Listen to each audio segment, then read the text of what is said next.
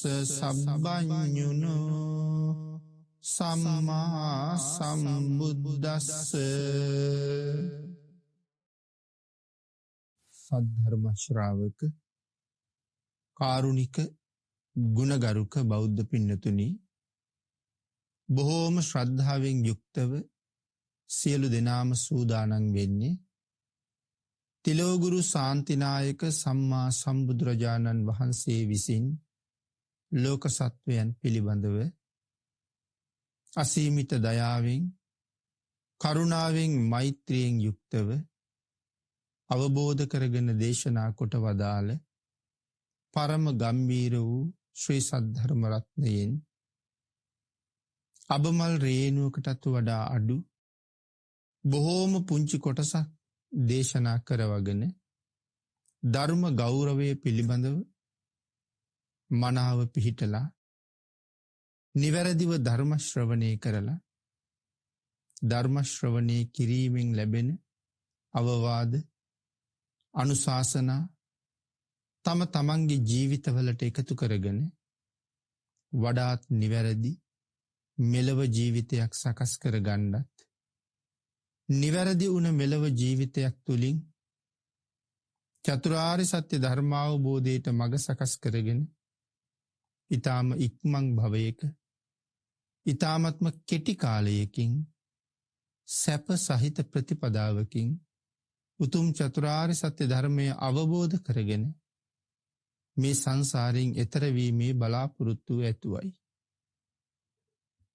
ඒ උතුම් බලාපොරොත්තු උතුම් ප්‍රාර්ථනා ඒ ආකාරයෙන්ම මුදුන්පත් කර ගැනීම සඳහා උතුම් වූ ධර්ම දානානිසංසයත් ධර්ම ශ්‍රවණානිසංසයත් සියලු දෙනාටම හේතු වේවා කියලා ප්‍රාර්ථනා කරනවා. පින්නතුනි, අද ධර්ම දේශනාවේ මාතෘකාව හැටියට මම යොදා ගන්න කල්පනා කළේ අපේ ජාතක පාළියේ සඳහන් වන තවත් ඉතා වටිනා ජාතක කතාවක් වෙන මේ දීපායන කියන ජාතක කතාව. චරියා පිටක අට කතාවෙත් මේ ජාතක කතාව පිළිබඳව විස්තර සඳහන් කරලා තියෙනවා. අපේ බුදුරජාණන් වහන්සේ මේ ජාතක කතාව දේශනා කොට වදාළි ශාසන බ්‍රහ්මචර්යාව පිළිබඳව අකමැත්තක් දක්වපු සසුන්ගත ජීවිතය පිළිබඳව කලකිරීමෙන් කටයුතු කරපු භික්ෂූන් වහන්සේ නමක් අරමුණු කරගෙන. පින්නතුනි, මේ ජාතක කතාවෙන් විශේෂයෙන් කර්මය සහ කර්ම ඵලයේ පිළිබඳව කාරණාව අපිට පැහැදිලි කරනවා. අපේ භාග්‍යතුන් වහන්සේ වැඩ ඉන්න කාලේ බොහෝම ශ්‍රද්ධාවෙන් කාමයන්ගේ තියෙන නිස්සාර බව දැනගෙන සසුන් ගත වෙච්ච එක භික්ෂුවක්. පස්සේ කාලේ මේ බ්‍රහ්මචාරී ජීවිතය පිළිබඳව බොහෝම නොකැමැත්තක් ඇති කරගත්තා. වහවහා ගිහිවීමේ අවශ්‍යතාවයක් තිබුණා. ඉතින් ඔය කාරණාව දැනගත්ත භික්ෂූන් වහන්සේලා ඒ කරුණ බුදුරජාණන් වහන්සේට මතක් කළා. ස්වාමීනි, අහවල් භික්ෂුව ශාසනික ජීවිතය පිළිබඳව කලකිරිලා නැවත ගිහි බවට පත්වෙන්න හදනවා කියලා. අපේ බුදුරජාණන් වහන්සේ ඒ භික්ෂූන් වහන්සේ කැඳවලා ඒ පිළිබඳව කරුණු උන්වහන්සේගෙන් විමසලා මේ අතීත මහ පඬිවරු ඍෂි ප්‍රෞජ්‍යාවෙන් පැවිදි වෙලා නමුත් මේ පෘථග්ජන ස්වභාවය නිසා ඒ අයත් ඒ බ්‍රහ්මචාරී ජීවිතය පිළිබඳව යම් යම් කලකිරීම ඇති කරගෙන තියෙනවා. එහෙම කලකිරීමක් ඇති වුණත් පංචකාමයන් අත්හැරලා ඍෂි ප්‍රෞජ්‍යාවට පත් වෙලා පංචකාමයන්ගේ ආදීනව දැකලා ගිහි ජීවිතේ ප්‍රතික්ෂේප කරලා බ්‍රහ්මචර්යාවට පත්වෙච්ච තමන් නැවත ගිහි බවට පත් වෙලා පෙර ප්‍රතික්ෂේප කරපු පිළිකුල් කරපු පංචකාමී ආපහු ගැලෙනකොට මහ ජනතාවගෙන් නැගෙන නොයෙක් අපවාද විවිධාකාර අපවාද නැගෙන්න පුළුවන්. ආන්ගේ අපවාදවලට තියෙන අකමැත්ත නිසා බ්‍රහ්මචර්යාව අකමැත්තෙන් නමුත් කරලා තියෙනවා. තමන් ප්‍රතික්ෂේප කරලා ආපු කාමවස්තු පිළිබඳව නැවත ඇල්මක් උපදවාගෙන ගිහිල්ලා කාමවස්තු වැළඳ ගන්නවා නම් කල්පනා කරලා තියෙනවා ඒ ඍෂිවරු තමන් හරියට නිකන් කෙල තොලු කොළුවෙක් වගේ කියලා. ලැජ්ජ බය ඇති කරගෙන තියෙනවා. සමාජයෙන් ඇතිවෙන අවමානයට බුද්ධාදී මහෝත්තමයන් වහන්සේලා අගේ කරලා දේශනා කොට වදාළ මේ උතුම් පැවිද්ද කෙසේ හෝ ගත කරන එක තමන්ටම ලාභයක් කියලා කල්පනා කරලා බ්‍රහ්මචර්යාව පිළිබඳව ඇතිවෙච්ච කලකිරීම අකමැත්ත යටපත් කරගෙන සසුන්ගත ජීවිතය ගත කරලා තියෙනවා. භාග්‍යවතුන් වහන්සේ දේශනා කරනවා අබුද්ධෝත්පාද කාලයකත්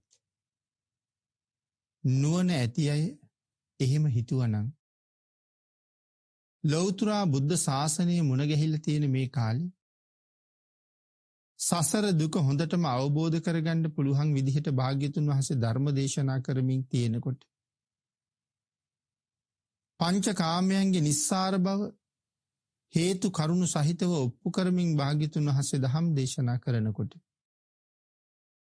හිතට වහල් නොවි සසර පිළිබඳව කලකිරිලා කාමය පිළිබඳව කලකිරිලා කාමයන්ගේ ආදීනව දැකලා තමන්ගේ බ්‍රහ්මචර්යාව සම්පූර්ණ කරගෙන මේ සංසාරයෙන් එතර යන්න කටයුතු කරන එක නොවේද වටින්නේ කියන කාරණාව ඒ භික්ෂුවට සිහිපත් කරලා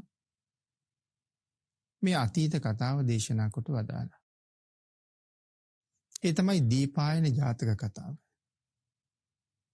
අපි පින්නතුනි ඒ සම්බන්ධයෙන් ටිකක් සාකච්ඡා කරලා ඒ තුල තියෙන ධර්ම කාරණා ටිකකුත් මේ භික්ෂුව සම්බන්ධ කාරණාවට ගලපගෙන අපි සාකච්ඡා කරමු.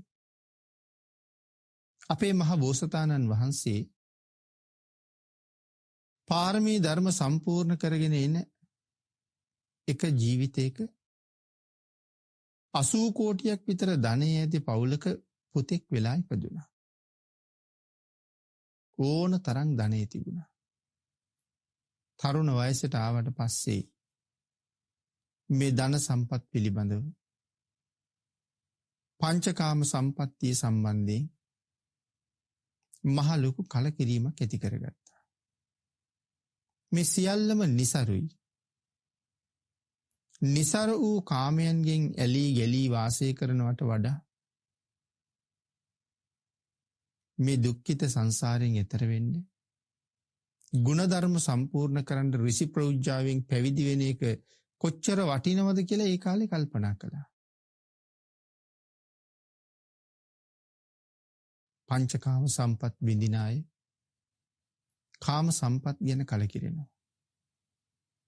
කාම සම්පත් අත්හැරලා බ්‍රහ්මචර්යාවට ගියපු සමහර අය බ්‍රහ්මචාරී ජීවිතය පිළිබඳව කලකිරෙනවා.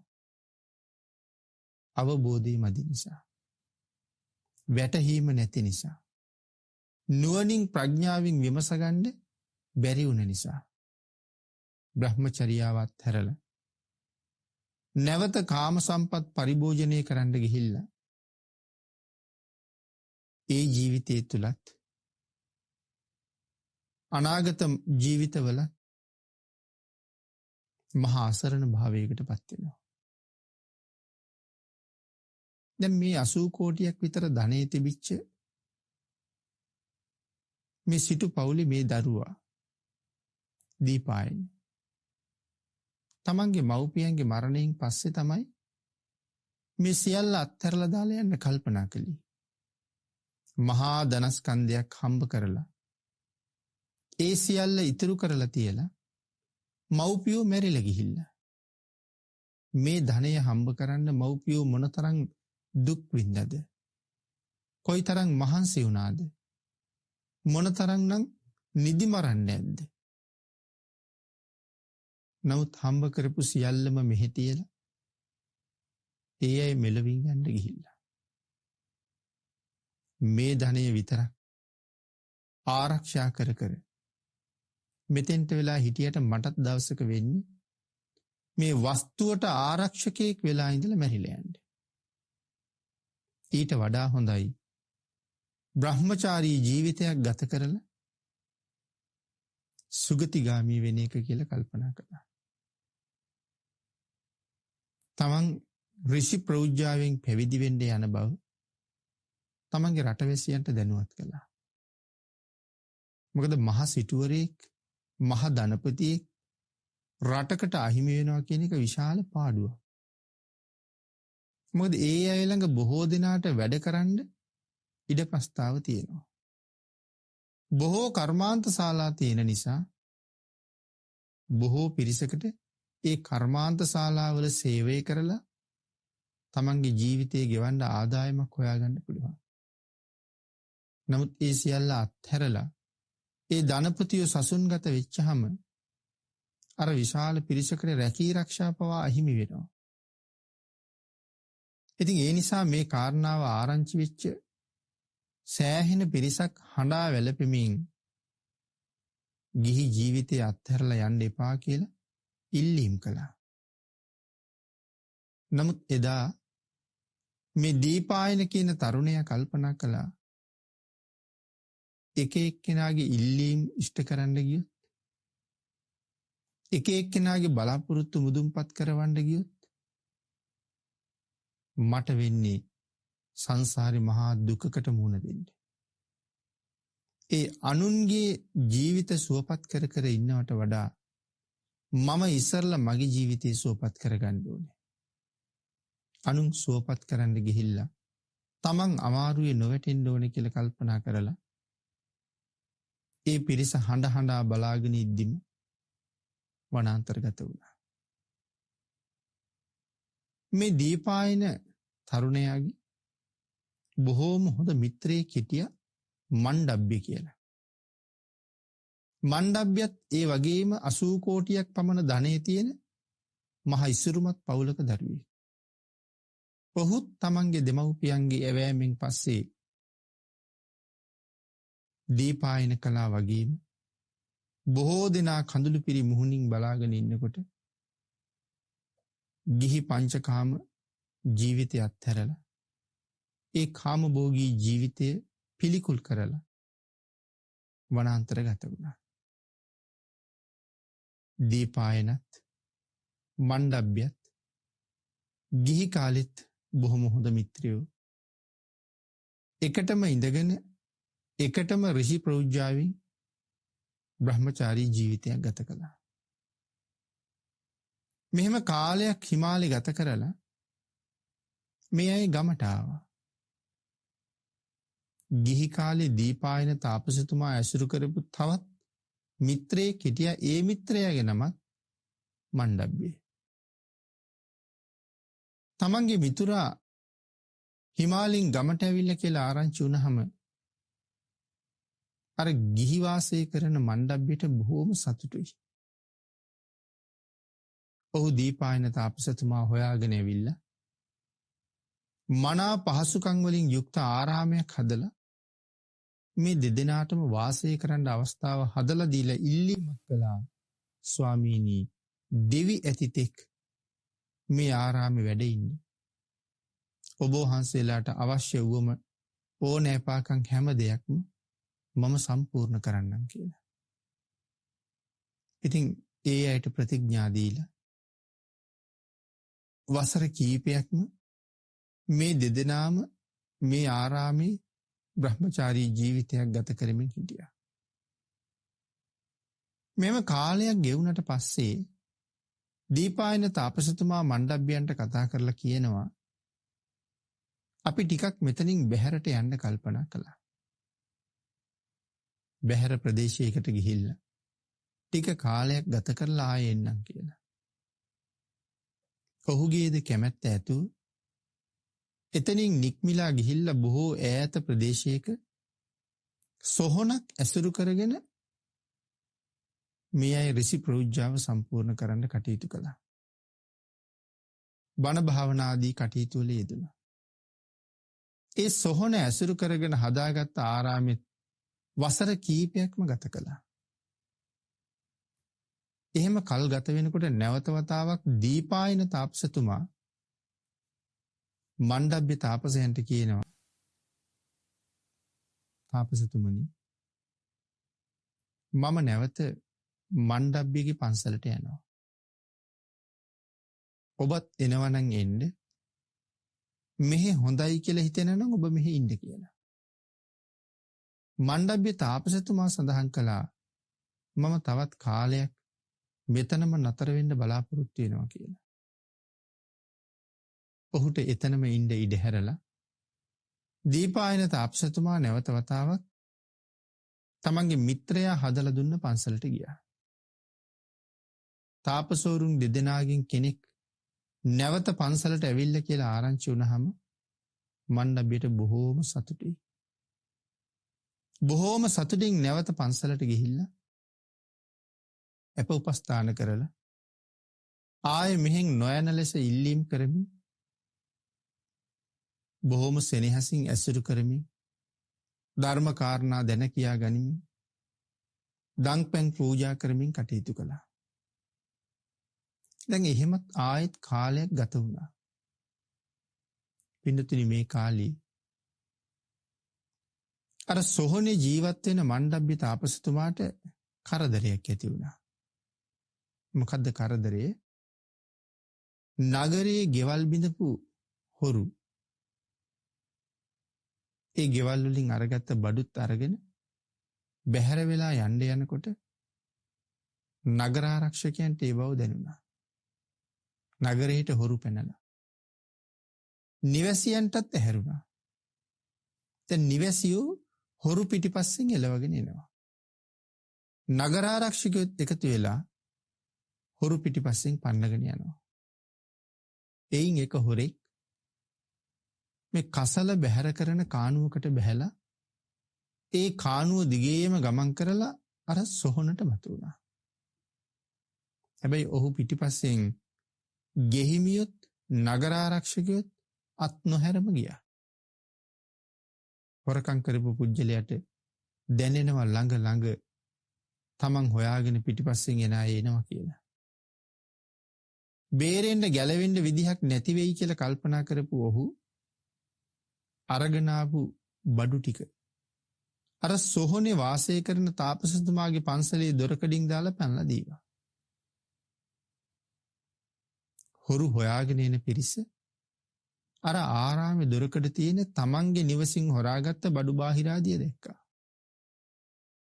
දැකලා කල්පනා කළා හොරා ඉන්නේ මෙතන තමයි. නමුත් අපි දන්නේ හැටියට මෙතන ඉන්නේ තාපස කෙනෙක්. නමුත් මේක තමයි මුගේ කාර්යය. දවල් තිස්සේ ඍෂිවරයෙක් වගේ පෙනී හිටිනවා රැට හොරකම් කරනවා. එහෙම හිතලා තාපසතුමා අරගෙන ගියා. ගිහිල්ලා රජ්ජුරුවන්ට ඉදිරිපත් කළා. රජ්ජුරුව කරුණු කාරණා මොකවත්ම විමසුවේ නැහැ. රජ්ජුරුව හොරෙක් බව කීවට පස්සේ එහෙම්මම ප්‍රකාශයක් කළා ගෙනහිල්ලා උල තියන්න කියලා. උල තියන්න කිව්වේ අර වාසය කරපු සොහොනෙමයි. ඉතින් මේ පිරිසත් තාපසතුමා අරගෙන ගියා. ඒ පිරිසත් කරුණු කාරණා විමසුවෙත් නැහැ. තාපසතුමා කරුණු කාරණා කීවෙත් නැහැ. රාජ නියෝගය උල තියන්න. ඒ නිසා මේ අය කිහිරි උලක් අරගෙන ඇවිල්ලා උල තියන්න සූදානම්. දීපායන තාපසතුමත් සියලු ගිහිසපත් හැරලා ඍෂි ප්‍රෞජ්‍යාවෙන් පින්නතුනි පැවිදි වෙලා හිටියට බොහොම කෙටි කාලයක් තමයි ඊටාම කැමැත්තෙන් ප්‍රෞජ්‍යා ජීවිතය ගත කළේ. මේ දෙන්නම එහෙමයි. එතන ඉඳලා නැවත ගිහි ගෙදර යන්න හිතෙනවා. ගිහි සැප පිළිබඳව කල්පනා කරනවා. ගිහි ගෙදර මීට වඩා හොඳයි කියලා දැනෙනවා. කාම සම්පත් සැපයි කියලා හිතෙනවා.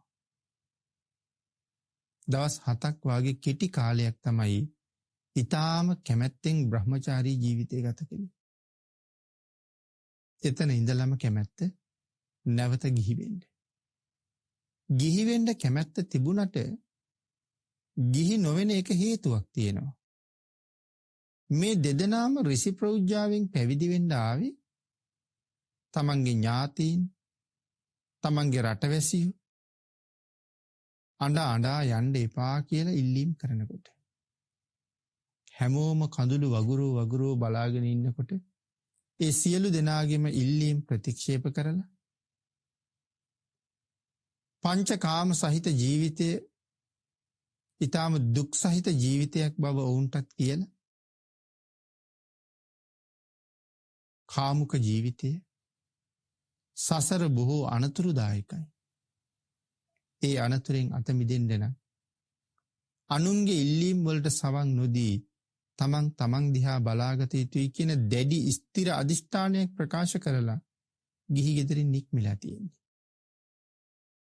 ඒ මිනිස්සු ළඟටම නැවත ඍෂි ප්‍රෞජ්‍යාවෙන් මිදිලා ගිහිල්ලා එදා ප්‍රතික්ෂේප කරපු පංචකාමයේ භුක්ති විඳ නැවත කටයුතු කරන්න පටන් ගත්තොත් තමන් ඊටාම පහත් පුද්ගලයෙක්, ප්‍රතිපත්තියක් නැති පුද්ගලයෙක්, එක වචනයක් නැති පුද්ගලයෙක්, වීරිය නැති පුද්ගලයෙක් අන්තිමට සඳහන් කරනවා කෙලතොල්ලෙක් බවට පත් වෙනවායි මිනිස්සු අතර.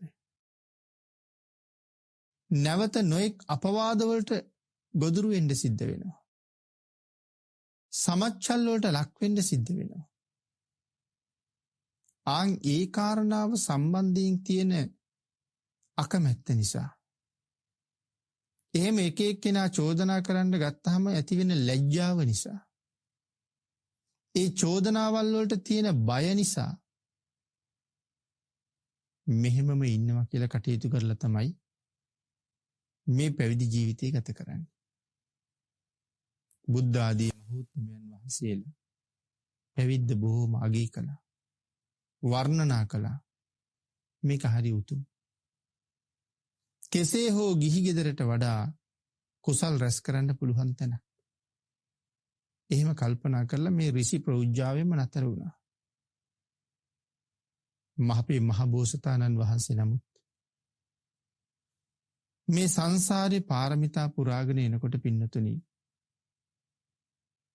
කොයි තරම් අවස්ථාවන් වල කාමභෝගී ජීවිතේ ප්‍රතික්ෂේප කරලා ඍෂි ප්‍රෞජ්‍යාවන්ගෙන් පැවිදි වෙලා ධ්‍යාන අභිඥා ලැබලා බඹලෝ වාගේ උසස් තැන්වල ඉපදිලා නැවතේ උසස් දිව්‍ය සම්පත් පවා ප්‍රතික්ෂේප කරලා වහවහා පාරමිතා පූර්ණේ කරගන්න ඕන නිසා මනුස්ස ලෝකවල ඉපදෙමින් කටයුතු කළාද? මුළු ජීවිත කාලයක් ඊටාම කැමැත්තෙන් ඍෂි ප්‍රෞජ්‍යාව ගත කරමින් ධ්‍යාන අභිඥා ලැබමින් සමහර ආත්මවල කටයුතු කළා. එහෙම කරලා පුරුද්දක් තිබුණත් ඇයි මේ ජීවිතයේ ඒ ඍෂි ප්‍රෞජ්‍යාව පිළිබඳව කලකිරෙන්නේ? ඇයි මේ බ්‍රහ්මචර්යාව පිළිබඳව කලකිරෙන්නේ? දේශනාවේ සඳහන් කළා මේක තමයි පෘථග්ජනකමේ ස්වභාවය. ඒක අතීතයේ විතරක් නෙමෙයි අදත් එහෙමයි. බොහෝම ශ්‍රද්ධාවෙන් සිල් ගුණ පුරන්න ගියපු අය. බොහොම කෙටි කාලයයි කෙටි වෙලාවයි තමන් සමාදන් වෙච්ච ශික්ෂා පද පිළිබඳව ගෞරවයක් ඇති කරගෙන ශික්ෂා ගෞරවයෙන් කටයුතු කරන්නේ. කාලයාගේ ඇවෑමෙන් ශික්ෂා ගෞරවේ නැතුව යනවා. කුඩා ශික්ෂා පද උල්ලංඝනය කරනවා. අන්තිමට හැම සිල්පදයක්ම දන්නේම නැතුව කැඩිලා යනවා. කුසල් වෙනුවට අකුසල් ගොඩක් රැස් වෙනවා. බ්‍රහ්මචාරී ජීවිතයක් ගත කරන්න කල්පනා කළාට ඒ බ්‍රහ්මචර්යාව සම්පූර්ණ කරන්න බැරුව යනවා. කෘතඥකම. සමහර වෙලාවට සිවුරු අත්හැරලා යනවා. කුඩා කාලේ වේවා, තරුණ කාලේ වේවා, පංචකාමයේ નિසරු බව දැකලා ශාසනයේ තියෙන වටිනාකම දැනගෙන සසුන් ගත වෙලා තියෙන සසර කෙටි කරගන්න. සසර කෙටි කරගන්න සසුන් ගත වෙච්ච අය සසර දික් කරන පංචකාමයේ හොයාගෙන සසුනෙන් බැහැර වෙලා ආයෙත් යනවා. ඉතින් එහෙම ගිහිල්ලා ආයේ පංචකාම සම්පත් අනුභව කරමින් ගෘහ කර්මාන්ත කරමින් ආවාහ විවාහ වෙලා කටයුතු කරනකොට ගමේ ප්‍රදේශයේ ජීවත් වෙන අය පවා නොඑක් අපවාද කියනවා. ඒ බව වර්තමානෙත් අපි දන්නවා. ඒක එදත් එහෙමයි, අදත් එහෙමයි. පෘථග්ජනක මේ හැටි කියලා සඳහන් කළේ ඒකයි. දැන් මේ ඍෂිවරු දෙන්නම තවම කිසිම ධානයක් අභිඥාවක් මොකවත් ලබලා නැහැ.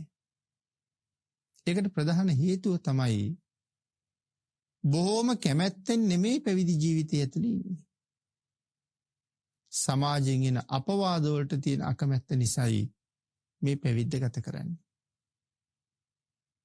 නමුත් අර සොහනට ගෙනහිල්ලා මණ්ඩබ්‍ය තාපසතුමා කිහිරි උලක උල තියන්න කියලා රජුරෝ රාජාඥාව නිකුත් කරාම අර පිරිස කිහිරි උලක් අරගෙන ඇවිල්ලා උල තිබ්බා. කිහිරි ලීයක් උල් කරලා බිම හිටවලා තාපසතුමා ඒ මත වාඩි කරවනවා. නමුත් පින්නතුනි මේ උල ශරීරයේ ඇතුළට බහින්නේ නැහැ. ඉතින් මේ පිරිස බලාගෙන හිටියා කිසිම අපහසුතාවයක් පෙන්වන්නෙත් නැහැ. උල ශරීරගත වෙන්නෙත් නැහැ. එහෙනම් මේ උල හරියන්නේ නැතුව ඇති. පිරිස ඒ නිසා කොහොඹ උලක් ගෙනාවා. කොහොඹ උලේ උල තිබ්බා. ඒත් උල ශරීරගත වෙන්නේ නැහැ. යකඩ උලක් ගෙනාවා. යකඩ උල තිබ්බා. ඒත් ශරීරගත වෙන්නේ නැහැ. හැමෝටම පුදුමයි. කිසි කෙනෙකුට අදාහ ගන්න බෑ මේ සිදුවීම. නමුත් මණ්ඩබ්‍ය තාපසතුමා කල්පනා කළා මොකද්ද මේකට හේතුව? ලී වලින් සකස් කරපු උල් දෙකක උල තියලත් යකඩින් සකසපු උලක උල තියලත් මට කිසිම කරදරයක් නැහැ. ආවර්ජනය කළා මොකක් හරි කර්ම ශක්තියක් තියෙනවා. ඒ කර්ම ශක්තිය මොකක්ද කියලා කල්පනා කළා. තමන් උල තියෙනවට කිසිම අකමැත්තකුත් නැහැ. මොකද තාපසතුමා විශ්වාස කරනවා කර්ම ශක්තියක් තියෙනවා. ඒ කර්මය ගෙවිලා ඉවර වෙන්න ඕනේ. එළඹිච්ච වෙලාවේ ගෙවලා දැම්මේ නැත්තම් නැවතත් කවදා හරි මට මේකට මූණ දෙන්න වෙනවමයි. ආන් එහෙම හිතා කල්පනා කරනකොට ජාති ස්මරණ ඥානයක් ලැබුණා. ඒ ජාති ස්මරණ ඥානයට අනුව වැටහෙනවා තමන් සංසාරේ කරගත්ත මහා බරපතල අකුසල කර්මයක් තියෙනවා. ඒ අකුසල කර්මය තමයි මේ විපාක දෙන්න හදන්නේ. නමුත් ඒ අකුසල කර්මයේ විපාක දෙන්න උල තියන්නමයි තියෙන්නේ. හැබැයි මේ උල තියෙන ಜಾති මේ යකඩ මේ කොහොඹලි කිහිරිලි ඒ වගේ උල තිබ්බට Tamanට හානියක් වෙන්නේ නැහැ. එහෙනම් කොහොමද උල තියන්න ඕනේ? තාපසතුමාම කතා කළා අර පිරිසට. සත්පුරුෂයනි ඔබලට මාව උල තියන්නමයි ඕනේ. ඔබලා බොහෝ වෙහෙසෙන බව උත්සාහ ගන්න බව මට පේනවා. හැබැයි තවත් මොන උලක උල තිබ්බත් මට කරදරයක් නම් වෙන්නේ නැහැ. ඔබලට අවශ්‍ය නම් මාව උල තියන්න. කොබෝ ලීල ගහක ලීයක් කපාගෙන ඉන්න කියලා කිව්වා. දැන් පින්නතුනි මෙතන තියෙනවා අපිට හිතන්න තව කරුණක්. මේ ආපු චරපුරුෂයන්ට දැඩි උවමනාවක් තියෙනවා උල තියන්න. රාජාඥාව නිසා. ඔවුන් බොහෝම වෙහෙසෙනවා උල තියන්න. ඉතින් අවශ්‍ය නම් කියන්න තිබුණා. ඔබලා කොච්චර උත්සාහ කළත් මං උල තියලා මට කරදරයක් කරන්න බෑ කියලා. නමුත් එහෙම කීවේ නෑ මොන මොහොතකවත්. ඇයි තමන් හොඳටම දන්නවා විපාක දෙන්න හදන්නේ සාංශාරික කර්මයක්. මේ මොහොතේ කොහොම හරි ගැලවුණත් ගැලවීමක් නෑ පස්සේ ආයේ මේ කර්ම විපාක දෙනවා. ආන් ඒක නිසා එළඹුණ අවස්ථාවෙම ඒක ඉවර කරගන්න එක අනාගතයේ යහපත් කරගන්න හොඳයි. ඒ නිසා කියනවා මාව උල තියන්න ඕන නම් කොබෝ නීලගී ලීයක් අරගෙන ඉන්න. ඒක උල් කරලා ඒ මත උල තියන්න කියලා. තමන්ගේ බෙල්ල කපන්න කඩුව තමන්ම දෙනවා වගේ කතාවක් කියන්නේ. නමුත් මොකක්ද එතකොට සංසාරේ කරලා තියෙන කර්මය? අනික් උලක උල තිබ්බට ජීවිතයට හානි නොවෙන්නත් කොබෝලීල දණ්ඩක උල තියහම ජීවිතයට හානියක් වෙන්නත් සම්බන්ධ කාරණාවක් තියෙන්න ඕනේ. ආන්ගේ අතීත කතාව පැහැදිලි කරලා තියෙනවා. පෙර සංසාරික දවසක මණ්ඩබ්බ්‍ය තාපසතුමන්ගේ තාත්තා වඩු බාස් කෙනෙක්. තාත්තා ලී රහිනව යතු ගානව මේ තැන්වලට ගිහිල්ලා මේ දරුවත් බලාගෙන ඉන්නවා. එක දවසක් මැස්සෙක් අල්ලගත්තා. මැස්ස අල්ලගෙන කොබෝලීල ලීයක කීරක් අරගෙන බොහොම විනෝදකාමී විදිහට මේ මැස්ස අර කීරි කෑල්ලේ උල තිබ්බා. දැන් බාන්න කර්මය කොයිතරම් සියුම්ද?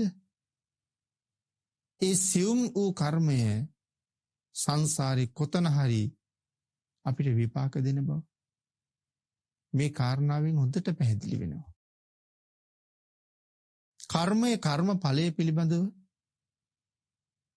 මනා විශ්වාසයක්, ඒ විශ්වාසය නිසා කර්ම රැස් කරන්න බයක්, අකමැත්තක් අපි අපේ ජීවිතවල පින්නතුනේ ඇති කර ගන්න ඕනේ. දැන් බලන්න මේ සියුම් අවස්ථාව විපාක දෙන හැටි. කොබෝලීය ලීයක කීරි කෑල්ලක් අරගෙන අල්ලගත්ත මැස්ස උල තිබ්බා. හැබැයි ටික වෙලාවකින් ලීය කැඩුනා. මොහුම ගලවලා ගන්න හදනකොට හරි අර උල තියාපු කීරි කෑල්ල මැස්සගේ ඇතුලේ කැඩුන කෑල්ලක්. හැබැයි මැස්ස ඉගිල්ලිලා ගියා. ඒ කීරි කෑල්ල ඇඟ ඇතුලේ තිබුණා කියලා ඒ මැස්සට කිසිම හානියක් වුණේ නැහැ. උල තියෙන වෙලාවේ වේදනාවක් දැනෙන්න ඇති. කොහොමද දැනෙනවනේ? ජීවිත කාලයක් මැස්ස ජීවත් වුණා. මැස්සෙකුගේ ආයුෂ යම් තාක්ද මැස්සා ඒ තාක් ජීවත් වෙලා මරණයටපත් වුණා. හැබැයි ඒ මරණයටපත් වුණේ අර කීරි කෑල්ල නිසා නෙමෙයි. ආන් ඒ නිසයි මෙතන සඳහන් කළේ වෙනත් ලීයක උල තියන්න තරම් කර්මයක් නැහැ. නමුත් කොබෝලීල ලීයක උල තිබ්බොත් ඒ කාන්තෙන් තමන්ට විඳවන්න සිද්ධ වෙනවා. ඒ කර්මය ගෙවාලන්න ඕන නිසාම තමයි තාපසතුමා විසින්ම රාජපුරුෂයන්ට සඳහන් කළේ කොබෝලීල දණ්ඩක් ගේන්න කියලා. ගෙනල්ලා උල තිබ්බා. දැන් සාර්ථකයි. ක්‍රමානුකූලව උල ශරීරගත වෙනවා. මෙන්න මේ වෙලාවේ දීපායන තාපසතුමා නැවත වතාවක් තමන්ගේ මිත්‍ර ඍෂිවරයා බලන්න යන්න ඕනේ කියලා හිතලා අර පන්සලෙන් පිට වෙලා මේ සොහොනේ තියෙන ආරාමයේ දක්වා එන වෙලාව. මගදී ආරංචි වුණා තාපසතුමා උල තියලා කියලා. වහා මෙතෙන්ට ආවා. ඇවිල්ලා තාපසතුමාගෙන් අහනවා තාපසතුමනි නැත්නම් මිත්‍රයිනි මොන වගේ කර්මයක් කරපු නිසාද අද මෙවන් දුකකට පාත්‍ර වුණේ කියලා. තාපසතුමා සඳහන් කරනවා මේ ජීවිතේ කරපු කර්මයක් නැහැ. මේ ජීවිතේ කරපු කර්මයක් නැත්තම් මොන හේතුව නිසාද උල තියලා තියෙන්නේ? දීපායන තාපසතුමා අහනවා මිත්‍ර තාපසතුමනි ඔබේ හිත දැන් කොයි විදිහට දූෂණය වෙලාද කියලා. මොකද පින්නතුනි මේ හිත දූෂණය වෙලාද කියලා අහන්නේ. මේ අහන්නේ දැන් තමන් උල තියන්න කියලා නියෝග කරපු රජෙක් ඉන්නවා. මේ උල කෙමෙන් ශරීරගත වෙනකොට ඇති වෙන දැඩි වේදනාවත් එක්ක හිතේ උපදින කේන්තිය මුලින්ම උපදින්න ඕනේ රජු කෙරෙහි. ඊට පස්සේ තමන් උල තියපු රාජ පුරුෂයන් කෙරෙහි. එතකොට දැන් ඒ කවුරුවත් කෙරෙහි තමන්ගේ හිතේ ද්වේෂයක් තියෙනවද කියලා මේ අහන්නේ. ඒකයි හිත දූෂණය වෙලාද කියලා අහන්නේ. මොකද දැන් මරණය බොහෝම අතළඟයි. මේ උල කොයි වෙලාවෙ නමුත් එක පාරම ඇතුල් වෙච්ච ගමන් ජීවිතෙත් එතනින් ඉවර වෙනවා. එතකොට මේ වෙලාවේ හිත ද්වේෂයෙන් වෛරයෙන් පිරීලා තිබුණා. ඊට පහත් තැනක නේද උපදින්නේ. ධර්ම දේශනාවල් වලින් ඔබ අහලා තියෙනවා. හිත දූෂණය කරගෙන එහෙම නැත්නම් ද්වේෂ සහිතව යම් කෙනෙක් මරණයටපත් වුණොත් එක්කෝ නිරයක උපදින බව සඳහන් කරනවා. එහෙම නැත්නම් යක්ෂයෙක් වෙලා උපදින බව සඳහන් කරනවා. එහෙමත් නැත්නම් නායක පොළඟේ ගෝනුස්සෙක් කුණකටුවේ මෙන්න මේ වාගේ විස සහිත සතෙක් වෙලා ඉපදෙන්න තියෙන ඉඩකඩ බොහෝම වැඩි. ඉතින් හිත දූෂණය වෙලා තියෙන එක කොයිතරම් භයානකද? එතකොට මේ ද්වේෂ සහිත බව අපට ඇති වෙන්නේ නැති වේද පින්නතුනි? මරණ මංචකයේ අසරණ වුණාම මරණයට කෙමෙන් ලං වෙනකොට මේ ශාරීරියේ උපදින වේදනාවල් නිමක් නැහැ. මරණාසන්න වේදනාව ඔබවත් මමවත් ජීවිතේ කවදාවත් විඳලා තියෙන වේදනාවක් නෙමෙයි. ඒ නිසා අපිට මේ වේදනාව හුරු පුරුදු නැහැ. හුරු පුරුදු නැති වේදනාවක් මෙතෙක් ජීවිතේ දැනිලා තියෙන හැම වේදනාවකටම වඩා බොහොම දැඩි වේදනාවක්. ආන් එවන් වේදනාවකට මුහුණ දෙන වෙලාවේ හරියටම හිත දමනය කරගෙන තිබුණේ නැත්තම් සංවර කරගෙන තිබුණේ නැත්තම් සිල් ගුණෙහි පිහිටවල හික්මවල තිබුණේ නැත්තම් ද්වේෂසිත පහළ වෙනවා. හිතන්නකො එච්චර වේදනාවක් නෙමෙයි අපිට බඩේ කැක්කමක් හැදුනත් තරහ යනවා. හිසේ කැක්කමක් හැදුනත් තරහ යනවා. හිසේ කැක්කුමටත් බඩේ කැක්කුමටත් ආදී තවත් නොයෙක් වේදනාවන් වලට කේන්ති යනවා නම් අපිට සඳහන් කරනවා මේ මරණ වේදනාව. ජීවිතේ කවදාවත් මූණ දීලා නැති අලුත්ම වේදනාවක්. එවන් වේදනාත්මක අවස්ථාවන් වල තරහ නොයතියිද? නමුත් මරණයේ සිදු වෙනකොට දේශසිතින් නම් කටයුතු කරන්නේ ඊටාම පහත් උපතක් තියෙන. ඒකයි මේ තාපසතුමා අහන්නේ හිත දූෂණය වෙලාද? නැහැ. මම උල තියන්න කියලා නියෝග කරපු රජුරු ගැන මට අල්ප මාත්‍ර අමනාප හැඟීමක් නැහැ. මාව අරගෙන ඇවිල්ලා උල තියපු මේ රාජපුරුෂයෝ පිළිබඳව මට අල්ප මාත්‍ර වූ අපම කේන්තියක් අකමැත්තක් අමනාපයක් නැහැ. සසර මා විසින්ම කරගත්ත කර්මය මා විසින්ම ගෙවලා නිමා කළ යුතුයි. පින්නතුනේ එහෙම සඳහන් කරාම දීපායන තාපසතුමා කියනවා නුඹ වගේ සීලවන්තයන්ගේ හේවනත් සැපයි. එහෙම කියලා අර උල ළඟ වාඩි වෙනවා. මණ්ඩබ්බ්‍ය තාපසතුමාගේ ශරීරය තුළට කෙමෙන් කෙමෙන් උල කිඳා බහිනවා. ඇති වුණු තුවාලය නිසා ගලන ලේ බින්දු දීපායන තාපසතුමාගේ ඇඟට වැටෙනවා. ඒ ලේ ඇඟ පුරාම වැටිලා ඒ ලේ වේලිලා දැන් දීපායන තාපසතුමා කළුම කළු පාටයි. ඇඟට ලේ වැටිලා ඒ ලේ වේලිලා. ආන් ඒක නිසා තාපසතුමාට පස්සේ කාලේ නමක් හැදුනා කන්හ දීපායන කියලා. කළු පාට වෙලා නිසා. මණ්ඩබ්බ්‍ය තාපසතුමා උල තියලා බලාගෙන හිටපු ඍෂියෝ බලාගෙන හිටපු රාජපුරුෂයෝ ගිහිල්ලා රජුරවන්ට කීවා මහරජා තවත් තාපස කෙනෙක් ඇවිල්ලා ඒ උල ළඟ වාඩි වෙලා ඉන්නවා කියලා. රජු වහාම නැගිට්ටා. රජු විමසීමකින් තොරව කටයුතු කරපු බව රජුරවන්ට දැන් හොඳට මතකයි.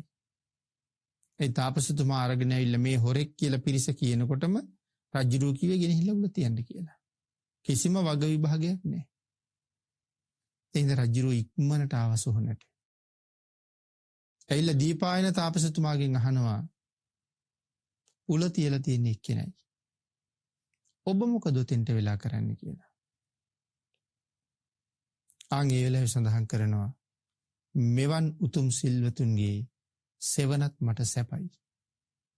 නමුත් මහරජා ඔබ හේතු කාරණා කරුණු විමසලාද මේ ඍෂිවරයා උල තිබ්බේ කියලා ඇහුවා. ඒ වෙලාවේ කිව්ව නෑ ස්වාමීනි. විමසීමකින් තොරවමයි මං උල තියන්න අනකලේ. ආන් ඒ වෙලාවේ රජුරවන්ට අනුශාසනාවක් කළා. රජෙක් වෙච්චාම විමසලා බලලා වගකීම් සහිතව කටයුතු කරන්න ඕනේ.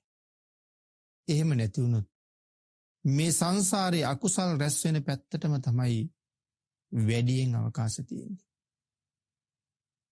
එහෙම සඳහන් කරලා අනුශාසනාවක් කළා මේ විදිහට. මහරජ කාමභෝගී ගිහි ජීවිතයක් ගත කරන ගිහි පුද්ගලයෙකුට අලසකම කියන එක නුසුදුසුයි. කම්මැලියෙකුට සාර්ථක ගිහි ජීවිතයක් ගත කරන්න බෑ. ඒකයි මේ කියන්නේ. උදේ ඉඳලා රෑ වෙනකන් නිදාගෙන රෑ ඉඳලා එළි වෙනකන් නිදාගෙන ගිහි ජීවිතයක් සාර්ථක කරගන්න බෑනේ පින්නතුනි. ඊළඟට සඳහන් කළා පැවිද්දෙකුට අසංවරයේ දුසිල්වත් බව ගැලපෙන්නේ නැහැ. ගිහි කාමභෝගී පුද්ගලයෙකුට අලස බව ගැලපෙන්නේ නැහැ. පැවිද්දෙකුට දුසිල් අසංවර බව ගැලපෙන්නේ නැහැ. ඊළඟට සඳහන් කළා රජෙකුට නොවිමසා කටයුතු කරන එක ගැලපෙන්නේ නැහැ. අන්තිමට සඳහන් කළා පණ්ඩිතයෙකුට කේන්තිය ගැලපෙන්නේ නැහැ. වටිනා ධර්මාවාදයක්.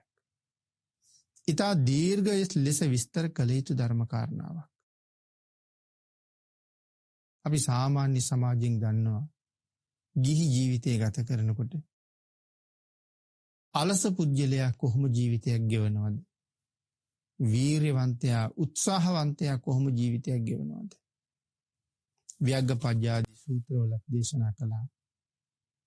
මෙලව දියුණුව පිළිබඳව කරුණු සඳහන් කරනකොට උට්ටාන සම්පදා. උත්සාහ සම්පත්තිය තියෙන්න ඕනේ, අලස නොවෙන්න ඕනේ. එහෙනම් ගිහි කෙනෙකුට අලස බව කොහොමවත් ගැලපෙන්නෙම නැහැ. පැවිද්දෙකුට දුසිල්වත් බව ගැලපෙන්නේ නැහැ නේ පින්නතුනි. දුසිල්වත් නම් සිල් නැත්තම් ඒ පැවිද්දෙක් නෙමෙයි. පැවිදි වගේ ඉන්න කෙනෙක්. නිරේට පාරක්. රජෙක් විමසන් නැතුව කටයුතු කරන්න ගියොත් කොච්චර අපරාධ වෙනවද? දැන් මේත් අපරාධයක්. නොවිමසා කටයුතු කිරීමක්. නමුත් තාපසතුමාගේ කර්මය එතන තියෙනවා. ඊළඟට සඳහන් කළා මේ පඬිතේකට තරහ යනවනම් ඔහු පඬිතෙක් නෙමෙයි කියලා. ද්වේෂය කියලා කියන්නේ බරපතල අකුසල කර්මයක් කියන එක මුලිනුත් අපි කරුණු කීපයක් සිහිපත් කළා. නුවණැත්තා ඥානවන්තයා කේන්ති ගන්නෙ නැහැ කියලා මේ කියන්නේ. යමෙක් කේන්ති ගන්නව නම් ඔහු නුවණ ඇති ඥානවන්තයෙක් නෙමෙයි කියලායි සඳහන් කළේ. ගැඹුරු ප්‍රකාශයක්. ඉතින් ඒ වෙලාවේ රජුරෝ හොඳටම බය වුණා. රජුරෝ වහාම තාපසතුමා උලෙන් නිදහස් කරන්න අණ කළා. තාපසතුමා උලෙන් නිදහස් කරන්න උල ගලවලා තාපසතුමා බිම තියලා මේ උල කොච්චර එළියට ගන්න ඇද්දත් මේ උල එළියට ගන්න බෑ පින්නතුනි. අන්තිමට තාපසතුමා කියනවා මහරජය මාව මෙයින් මුදන්න කල්පනා කරනවා නම් මගේ හැම ගාවින්ම මේ උල කපලා දාන්න කියලා. එහෙම නැතුව ශරීරගත වෙච්ච කොටස කිසිසේත් එළියට ගන්න බෑ. ඉතින් ඊට පස්සේ රජුරු ඒ ලී කෑල්ල එතනින් කැප්පුවා. තාපසවරු දෙන්නම තමන්ගේ උයනට එක් කරගෙන ගිහිල්ලා ආරාමයක් හදලා ඔවුන්ට බොහොම සමගියෙන් බ්‍රහ්මචාරී ජීවිතය සම්පූර්ණ කරන්න අවස්ථාව හදලා දීලා වෙච්ච වරදට නොඑක් වර සමාවිල්ලලා එතන ඉඳලා තාපසවරුන්ට හොඳට සිව්පසයෙන් උපස්ථාන කළා. නමුත් සඳහන් කරනවා මණ්ඩබ්බ්‍ය තාපසතුමා ජීවත් වෙන තාක්කල් අර උල තාපසතුමාට කරදරයක් වුණේ නැහැ. ආයු කෙරවලම මෙලවින් සමුගත්තා. අර මැස්සා උල තියපු වෙලාවේ ශරීරයේ ඇතුලේ කැඩුණු උල් කෑල්ල මැස්සට කිසි කරදරයක් කළේ නැහැ. ආයු කෙරවලම මැස්සා මැරිලා ගියා. මණ්ඩබ්බ්‍ය තාපසතුමත් එතෙන් පටන් ජීවිතේ ශරීරයේ ඇතුලේ උලක් රඳවගෙනම ජීවත් වුණා. ආන්ගේ නිසා පස්සේ කාලේ නමක් පට බැඳුනා ආනි මණ්ඩබ්බි කියලා. ආනි කියන්නේ පින්නතුනේ උලට. ආනි මණ්ඩබ්බි කියලා නමක් පට බැඳුනා. ධර්මදේශනාවට තියෙන කාලේ නම් නිමා වෙලයි තියෙන්නේ. ඒ නිසා ධර්මදේශනාව ඉවර කරන්න අපි බලාපොරොත්තු වෙනවා. මේ කරුණ භාග්‍යතුන් වහන්සේ පැහැදිලි කරලා පෙර ඥානවන්තයෝ පංචකාමයේ ගැන කලකිරිලා ගිහි ගෙදරින් නික්මිලා ගිහිල්ලා පෘතජ්ජන භාවය නිසා නැවත නැවත ගිහි සැප ගැන කල්පනා කර කර ගිහි ගෙදරට එන්න අදහස් කළත් පංචකාමයේ ප්‍රතික්ෂේප කරලා ගියපු අපි නැවත කොහොමද ඒ පංචකාමයේම වැළඳගන්නේ? එහෙම කළොත් අපි ගැන මිනිස්සු මොනව නොකියයිද? ආන්ගේ ලැජ්ජාව නිසා, මිනිස්සුන්ගේ වචන වලට තියෙන අකමැත්ත නිසා සිවුරු හරින්නේ නැතුව නැත්නම් ඍෂි ප්‍රෞජ්ජාවෙන් වෙන් වෙන්නේ නැතුව ඒ ප්‍රෞජ්ජා ජීවිතේ එහෙමම ගත කරනවා. අර භික්ෂුවට අවවාද කරනවා. සියලු සම්පත් අත්හැරලා සසුන් ගත වෙච්ච ඔබ නැවත අත්හැරපු සම්පත් පිටිපස්සෙන් යනවා කියලා කියන්නේ අහක දාපු දෙයක් හොයාගෙන යනවා වගේ. කහල් ගොඩේ ගිහිල්ලා යමක් අහුලන්න හදනවා වගේ. මේ විදිහට කරුණු දක්වලා මේ අතීත කතාවත් දේශනා කරලා කර්මයයි ඵලයයි පිළිබඳවත් කරුණු පැහැදිලි කරලා භාග්‍යතුන් වහන්සේ දේශනාව නිමා කරනකොට සසුන් පිළිවෙත පිළිබඳව උකටලී වුණ භික්ෂුව ශ්‍රද්ධාවේ පිහිටලා බ්‍රහ්මචර්යාව දිගටම පෝෂණය කරන්න තීරණය කළා. එhmenan පින්නතුනි කර්මයයි කර්මඵලයයි ගැන විශේෂ කරුණක් පැහැදිලි කරන යම් කෙනෙක් ප්‍රඥාවන්තයෙක් නම් දේශ සහිත පුජ්‍යලයක් නොවිය යුතුයි කියන කාරණාවත් විශේෂයෙන් තහවුරු කරමින් අතීත සත්පුරුෂයෝ පඬිතුයෝ අනුන්ගෙන් නැගෙන අපවාදවලට සමාජයෙන් එන අපකීර්තියට තියෙන අකමැත්ත නිසා අපකීර්තියට පත්වෙන කරුණුවලට නොගිය බව මේ කාරණාවෙන් මනාව පැහැදිලි කරනවා. ඒ කරුණු දැන අවබෝධ කරගෙන ඔබත් ඔබේ ජීවිතය පිළිබඳව නැවත ආපහු හැරිලා බලලා කර්මය පිළිබඳව කර්මය කියන ධර්මතාවය පිළිබඳව නිරන්තරයෙන් බිය ඇති කරගෙන අපවාද අවමාන වලින් මිදෙන්න වීරිය වඩමින් මේ සංසාරයෙන් එතර යන්න වීරිය සහිත පුජ්‍යලයේ කෙටියට කටයුතු කරන්න උත්සාහ කරමින් තුනුරුවන්ගේ ආශිර්වාදයෙන් සසරින් මිදෙන්න වෙර වඩමින් සසර